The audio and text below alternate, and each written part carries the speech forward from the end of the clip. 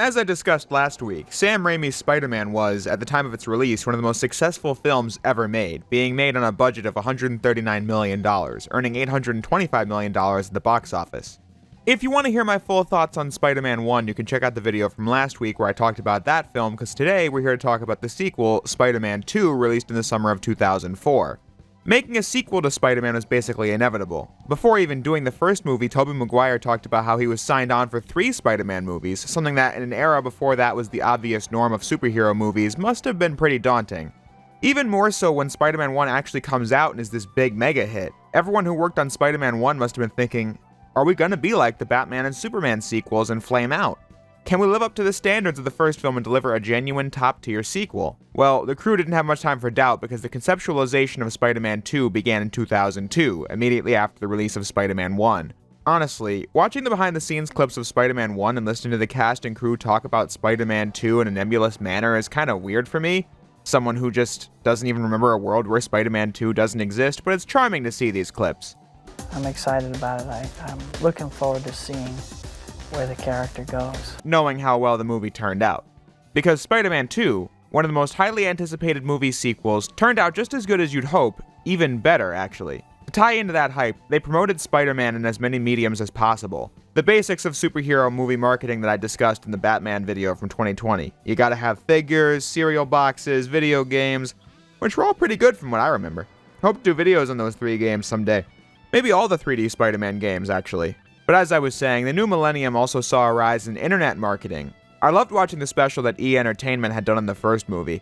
I used a lot of those tidbits when talking about that movie in the video, actually. I bring this up, though, because they cut each segment up with a discussion of the results from their online poll for the best superheroes, Spider-Man winning every category. And seeing nostalgic stuff like that makes me happy, what more can I say? Really places me back in the world these movies were released in. While also being funny considering how much more primitive the internet was compared to how it is today, while still being a source of advertising for big products like it is today. And speaking of ads, this video is brought to you by NordVPN, who's giving my audience an exclusive deal over at nordvpn.com/jaysreviews. It's risk-free with Nord's 30-day money-back guarantee. And this here is very important. If you watch to the end of this ad, you can find out the release date of the Sonic Lost World review. Oh yeah, now I know you're curious. But anyway, in case you're unfamiliar with it, NordVPN is a virtual private network that encrypts your data like your IP address or your internet history, giving you more privacy and security when using the internet. The best part of the package is that NordVPN allows users to connect to thousands of different servers in 60 countries, and what's great about this is that if you're currently trying to play a game on your computer or binge watch a show on Netflix, Hulu, or any other streaming platform of that kind, and the show gets taken down in your region because of rights issues or whatever else, you can use Nord to bypass said region locking and keep watching your favorite content. Like I said, I achieved this effortlessly using NordVPN, who is again giving my audience an exclusive deal over at nordvpn.com/jaysreviews, and it's risk-free with Nord's 30-day money-back guarantee. Plus, with their birthday deal, you can now get 1 month free and an additional gift with the purchase of a 2-year plan. The link is on the screen right now and will be in the description as well as the pinned comment. Thanks again to NordVPN for sponsoring this video. And about that Lost World review, I lied. Now let's get back talking about the wall crawler. Spider-Man 2's mission was to be bigger and better than Spider-Man 1 in every conceivable way. The budget even rose to $200 million this time around. Something that got repeated many times in the behind-the-scenes material is that they wanted the worst shot of Spider-Man 2 to beat the best shot of Spider-Man 1. The first way they went about this was through technology called the Spider Cam. This is when a camera is hooked up to a bunch of wires that follow a path, where they then add the CG Spider-Man swinging through the city to those shots. All shots of Spider-Man swinging from the first movie were completely done in a computer, except this final one which was using the Spider Cam. Spider-Man 2 utilizing it for each and every swinging scene. The camera is simulating the feeling of swinging through the city so the audience can really get immersed in the scenes. There are so many things I learned about the development of Spider-Man 2 while consuming over 4 hours of behind-the-scenes material while making this video. For example, when doing action scenes, the team had to decide between one of 3 choices when it came to Spider-Man himself. Will the scene be done in CG? Will it be done with a stunt guy, or will Tobey himself do it?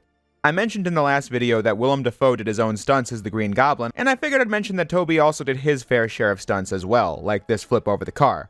Credit where credit is due. When bringing the film's hero and villain to life, Spider-Man's costume was actually redesigned for the sequel in the most minute of ways, but it was done to give the suit more color depth when on the screen, and I think that was an effort that turned out well. The new villain in town is Dr. Octopus, one they were making concept art for when working on Spider-Man 1, but he was scrapped from that movie in favor of just doing Green Goblin. When doing Doc Ock for the sequel, they went all in on the arms, a complex mix of practical and computer-generated effects. Many shots used all CG, but for others, each of the arms was controlled by a puppeteer that would be edited out of the frame in post. This hospital scene was done for test footage to see how well the puppeteer-controlled arms would work, and it came out so good it got in the movie. This film, in general, is a very complex mix of practical effects, real shots, alongside computer-generated characters and backgrounds, and the fact that it's so seamless really spoke to the talent of the team behind the movie. Like the team says, when they were working on this movie in 2003, they had to think ahead. They couldn't just do what was cutting edge in 2002 and 2003 because by the time the movie was released in 2004, it would already be outdated. They needed to outdo themselves constantly. Spider-Man 2 rightfully won an Oscar for the best visual effects in the whole year. I mean, I never even thought of how this final shot of Octavius was created, but it was a CGI moment and it still looks natural. Since Doc Ock is a villain that you can always see the face of, the CG department extensively made references of the actor, Alfred Molina's face, with motion capture to see how he moves his face, and showing them what it would look like in a plethora of different lighting conditions so that they could make shots like this, or just generally keeping the CG character consistent with what the actor looks like during non-action scenes. Things like this are so fascinating to learn about and it makes you enjoy the movie more. They pulled all this off through a collaborative process where actors could give influence on what dialogue best suits their characters, or giving input on what direction the characters were going to go in. Different departments doing what they do best, both on set and in post-production. It's all extraordinary stuff, really. Because of that, it's a shame that not all the material that got shot was featured in the final version of the film. This is nothing new in a movie, but there were whole bits of action scenes and dialogue scenes that got cut for time, and a plethora of alternate takes that went unused. But luckily, we don't have to wonder what that more complete version of the movie looks like, because in 2007, to promote the release of Spider-Man 3, the world was given Spider-Man 2.1, which added almost 10 minutes of footage to the already amazing Spider-Man 2. I literally just realized after saying that out loud, I'm not talking about the movie The Amazing Spider-Man 2, I'm talking about the quality of the movie Spider-Man 2. But anyway, the changes range from extending scenes to add to their comedic value, like a more drawn-out walk from this lobby, highlighting the awkwardness, alternative takes being used, more action scenes, and scenes that were just removed being included. Not all of it has to be there, but the additions it does give us, like this fantastic scene at the Daily Bugle, make it the overall definitive version of the movie, the one I always go back to whenever I want to see Spider-Man 2 again. I bring attention to cut bits from action scenes because in this movie the action serves an important role, in that every action scene is in service of the storyline. When talking about this movie, they mentioned how in Spider-Man 1, some of the action scenes were obligatory. You had to have a quick montage of Spidey fighting bad guys after the origin's established, for example. But with the characters already set up, every set piece is, like I said, in service of the story. That includes the very first sequence of the film. Right at the start, Peter is seen working at a pizza place doing deliveries, but he's always late for work because of his duties as Spider-Man. Now he only has 7 minutes to deliver these pizzas or he's fired. Peter having to deliver pizzas and then just trying to do it as Spider-Man is a fun concept to open the movie on, but it reinforces the main plotline of the movie in the first couple minutes. Spider-Man sees a couple of kids run into the street with a truck coming, and because he's Spider-Man, he has to save them. The pizza is just going to have to wait. Which causes him to get fired because he doesn't deliver the pies on time. You could list every action scene in the movie, and it would be clear how it affects the characters in the story. Like this bank fight with Spider-Man and Doc Ock. Peter was with Aunt May when it started, who said she didn't like Spider-Man at the start of the movie, but her seeing Spider-Man desperately try to save her from Doc Ock shows her that Spider-Man is absolutely genuine, giving her a positive opinion of Spider-Man later in the movie when Peter doesn't want to do it anymore. Every fight in this movie is a visual spectacle that's great to watch, but action that furthers our understanding of the characters? That's even better. With all that production talk out of the way, I can focus on the plot of the movie. And it's an absolute winner. I think Spider-Man 2 is the best superhero movie of all time, not because of how great its action is or how marvelous the effects were, though those things definitely help. Spider-Man 2 is the best the genre has to offer because of its story and how interesting its characters are. Spider-Man 1 is about learning to be responsible, to be someone who makes the choice to do the right thing at all times. Spider-Man 2 is a story about the consequences of choice. Going back to the pizza scene from the beginning, it's immediately established how Peter having to be Spider-Man puts his side job in jeopardy. We see that in action with the kids in the street. But the first act of the film goes to show that Peter's life is completely falling apart because of how he chooses to be Spider-Man. After Peter's fired from the pizza place, he's then seen at the Daily Bugle, fired for coming in with photos of something other than Spider-Man because he was hoping he could be a photographer without having to contribute to turning the whole city against him.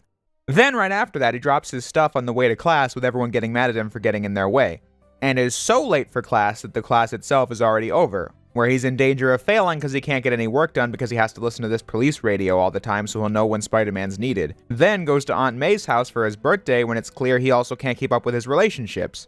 Harry believes Peter has more interest in making money off of Spider-Man instead of helping Harry find him, the man he thinks killed his father. Peter's also suffocatingly awkward with Mary Jane because he still loves her, but chose not to be with her and now has to hear she's with somebody else, and Aunt May's house is being foreclosed on without the support of Uncle Ben, someone who is dead because Peter didn't stop the guy from stealing the money. Now, I apologize for that enormous summary dump, but I did it for a reason, and that's because the movie thoroughly stacks the deck against Peter in the first act. I mean, scene after scene is one more gut punch after another. All because of Spider-Man. And that's the beauty of this movie. It's the most relatable superhero movie ever made. This isn't an issue with other superheroes, but most of us won't directly relate to being a billionaire weapon designer turned hero. Or if you do relate to the heroes, you relate to them through allegory. But remove the superheroics from Spider-Man, and this is just a story about a college kid who's struggling in life. Maintaining a proper work-life balance, trying to stay in touch with your friends, seeing people move on without you, trying to support your parents who are struggling while you do the same. These are such human things that have such an impact because the vast majority of people watching this movie will know what it's like. When I rewatched this movie in 2019 after having not seen it in a while, that was my biggest takeaway from it. When I was a kid, Spider-Man 2 was so great because of all the high-octane action scenes, but seeing it again at 18 was much different. I think my generation is in an interesting spot when talking about these old Spider-Man movies because we were the kids who would be taken in by all the web-slinging and wall-crawling, but then watching them again 15 years later and seeing how great they really are through this lens. Peter's apartment being the perfect example. When I was a kid, it was just Peter's apartment. I didn't think anything of it. But now you realize how much this set says about the character and where he's at. He doesn't have a kitchen, he has to use a public bathroom in the hall, he has to listen to the sounds of trains going over his roof all night long. It's awful. But it was entirely intentional. Peter's place in Spider-Man 1 was meant to look nice because it was funded by Norman Osborn. Toby said that he didn't think that set was relatable to the audience. They designed the apartment Peter gets for himself to be this way just to extra highlight what effect having to be Spider-Man has had on Peter's life. Having watched this movie again in 2022 for this video, it speaks to me even more at 21 than it did when I was 18. What I mean to say is just that the whole element of trying to lead a double life is something that really resonated with me when watching this time around. You might be thinking, is he really saying what I think he's saying? And the answer is, yes. I am Spider-Man. Nah, I'm just kidding. If you know my backstory, you know I've been doing this YouTube thing since I was 14 going on 15 in the 9th grade in the year 2015. Since then, Jay's Reviews has been the most important thing to me, and in a lot of that time, you'd have to wonder if it was truly a good thing or not. I've gone through a lot in the last 7 calendar years to get to this point. It's a lot of history with highs, lows, and everything in between. One thing that was absolutely true was that I put the channel before everything else since it's something I've just wanted to do for most of my life. In high school, this didn't really bother me, but since graduating, it's become pretty clear how hard it is to give 100% effort to 2 different sets of responsibilities at once. Trying to make these videos as good as possible, following up with sponsors and other people I communicate with regarding the channel, but then also maintaining good attendance and also keeping up with the workload I'm faced with in school, simultaneously trying to maintain social relationships. I know exactly what it's like to hear this. So where you been, pal? You don't return my calls. I've felt firsthand what it's like to be told this. He also tells me you're lazy. When one side of your life starts to falter. Each and every day, I feel a similar dilemma to Peter at this moment. He wants to go see Mary Jane's place, so he opens his closet and sees his suit for the show and the Spider-Man costume. It can't be both at the same time. And when one of them takes priority over the other, that one suffers. No one will be seated after the doors are closed. Maybe I'm just using this video as an opportunity to vent about my own life, but I'm just trying to explain how this movie affects me on repeat viewings, you know? I'd choose to be a YouTuber when Peter didn't choose to be bitten by a spider and be a hero, but I'm hoping you get the idea. Throughout the movie, life just keeps compounding on Peter over and over again to the point where both Mary Jane I don't know you. and Harry hate him. Isn't that right? Huh, brother? The whole city's against him, and because of that, his powers stop working, symbolic of how he's completely burnt out on being Spider-Man because it sucks. So he decides to quit, in one of the most powerful scenes in the movie. There have been several times in the last few years where I just wanted to give up this life of mine and do something more normal, but I always feel the need to keep coming back to it and doing it more because it's something I genuinely enjoy doing above all else. As I said, it's not a perfect comparison, but the movie just hits different for me. But like I also said earlier in the script, the movie is relatable to a plethora of people in the audience for a multitude of reasons, which is the real power of the story. So yeah, Peter quits, it makes perfect sense. Followed by a goofy montage that just shows how much better the life of Peter Parker's become. The grades go up, the work gets done, he can spend time doing things he couldn't before. It's all great. The editor decided to add the music to the background because it's all he could think of while watching the scene, and Raimi thought it was funny too, so that's how it wound up in the movie. Although, since I'm on the subject of funny things, I should say, This review's been focusing on the dire strains of Peter's life thus far, but it never really goes so overboard that the movie stops being fun. What helps that is the fact that this is easily one of the funniest superhero movies of all time. Take the fact that Spider-Man 1 had a super quotable script and multiply that by infinity and you have Spider-Man 2, especially in scenes concerning J. Jonah Jameson or Peter's landlord, Mr. Dickovich, where the pace is so breakneck you get a funny quip almost every 5 seconds in these scenes. You've turned the whole city against him. A fact I'm very proud of. Now, get your pretty little portfolio off my desk before I go into a diabetic coma. Boss, your wife's on the line. She said she lost a checkbook. Thanks for the good news. Isn't there any of these shots you can use? I really need the money. Miss Brandt? Yes. Get me a violin.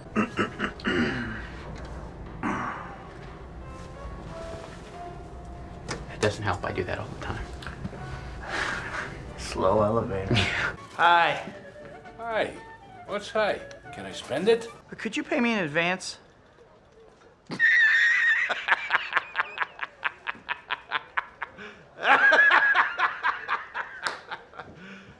You serious? But back on the subject of the movie's story, we spend quite a bit of it with Peter having lost his powers and having quit being Spider-Man.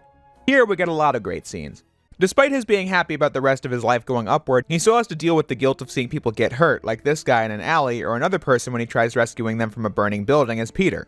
Some poor soul got trapped on the 4th floor. Never made it out.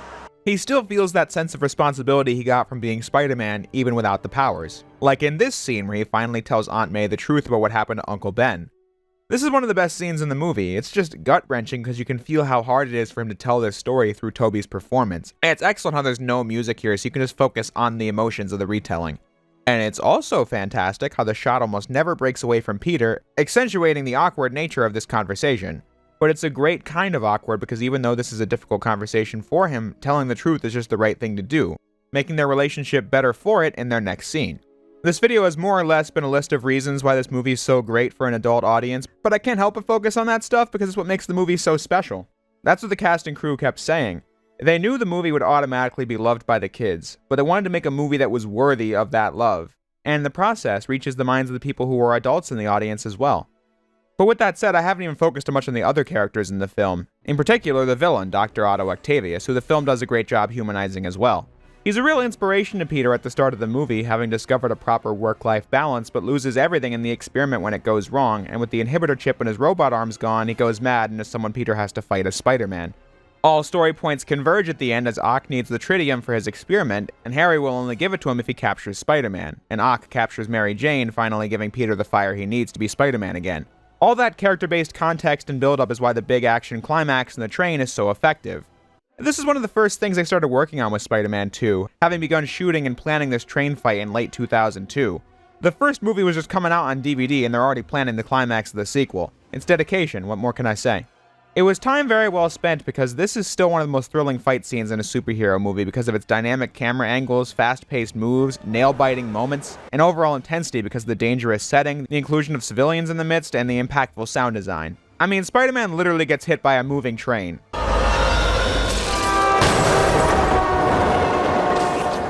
The sequence ends with Peter saving the entire train from certain doom, and in another one of the movie's best scenes, the people on the train see him without his mask and are nice to him. It's probably the most wholesome moment in the movie and is so effective because of how thoroughly Peter's been put down through the movie's runtime. But in a rare display, he sees that most people are nice. Something I feel when getting comments from people who are really positively impacted by the work I do. Makes it worth it. It allows me to feel like I'm actually doing something good, and all these videos I did in high school that I might cringe at are things that have and still do make people's days. It drowns out the voices of people complaining that I suck at Secret Agent Clank or X6 to say the least. With all that said, there really isn't much else left to cover.